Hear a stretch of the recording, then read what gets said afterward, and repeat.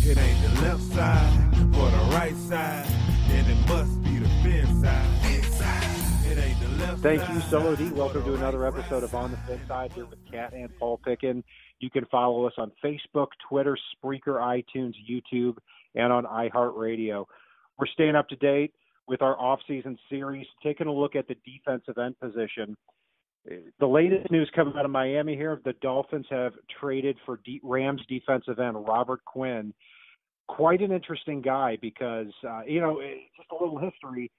Back in the 2011 draft, there were a handful of players that I was hoping were going to fall to the Dolphins, Robert Quinn being one of them, and he was taken one spot before the Dolphins took center Mike Pouncey. So here we are. Years later, Robert Quinn has several Pro Bowls under his belt, defensive MVP in 2013. Now here at 27 years old, Paul going on 28 years old, the Dolphins trade a fourth-round pick and also swap sixth-round picks too. I was sitting there watching the combine, eating breakfast, and then I see it come across the bottom line. What was your reaction to this trade? Honestly, I'm excited. I know he's had a few injury issues, but I mean, this is a guy that was in the conversation for Defensive Player of the Year. He's still young, and if he can get his health in order, I mean, God, that defensive end rotation, a healthy Andre Branch, a healthy Charles Harris, a healthy Cam Wake, and Robert Quinn, which, let's face it, if he's part of that four-man rotation at defensive end, he's going to have a better chance of staying healthy. Good God. I mean, what Miami could have at defensive end, and I'm giving Andre Branch a little bit of credit here because he supposedly had multiple knee injuries and you name it last season. The Andre Branch we saw the season before we thought was worth it, so hopefully he does regain that form. But they've got a rotation that if they can keep everybody fresh is going to be impressive against opposing quarterbacks.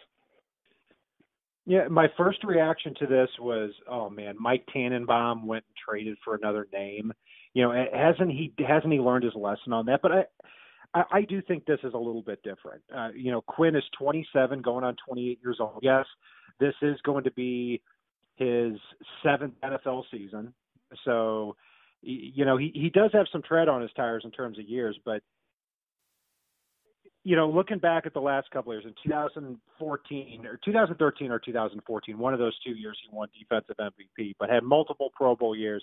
Then in 2015, he missed half the season with a bad back. 2016, he missed half the season with a concussion. 2017, he came back and was healthy again, but he had to move from defensive end to outside linebacker and Wade Phillips 3-4 defense. So, he still had 8.5 sacks on the year, but now you have him in the Dolphins' wide nine at defensive end in this rotation. And man, oh man, I think you've got four defensive ends that you're keep fresh.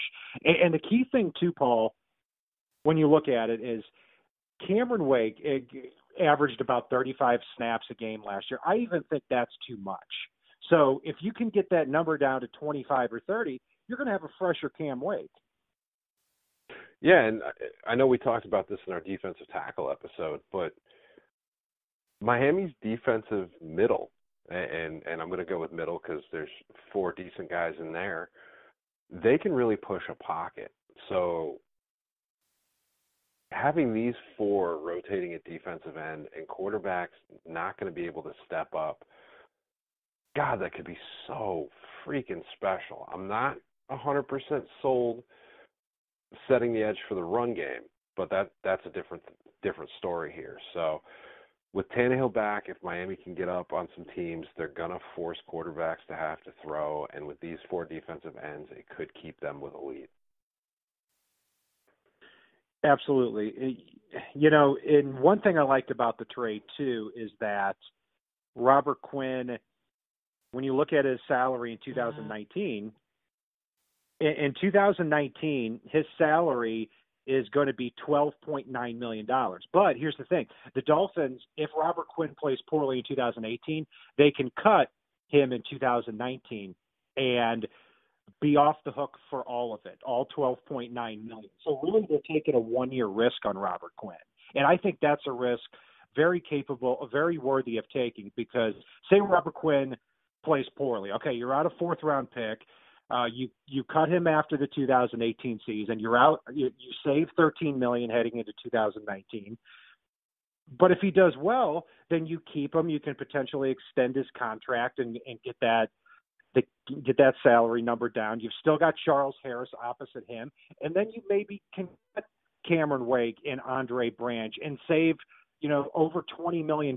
So to me, this is a good move all around. But right now, Paul, would you say, looking at the Dolphins, not just their defense but the roster, is this one of the parts on the team? Is this the position on the team that should be exciting us most right now?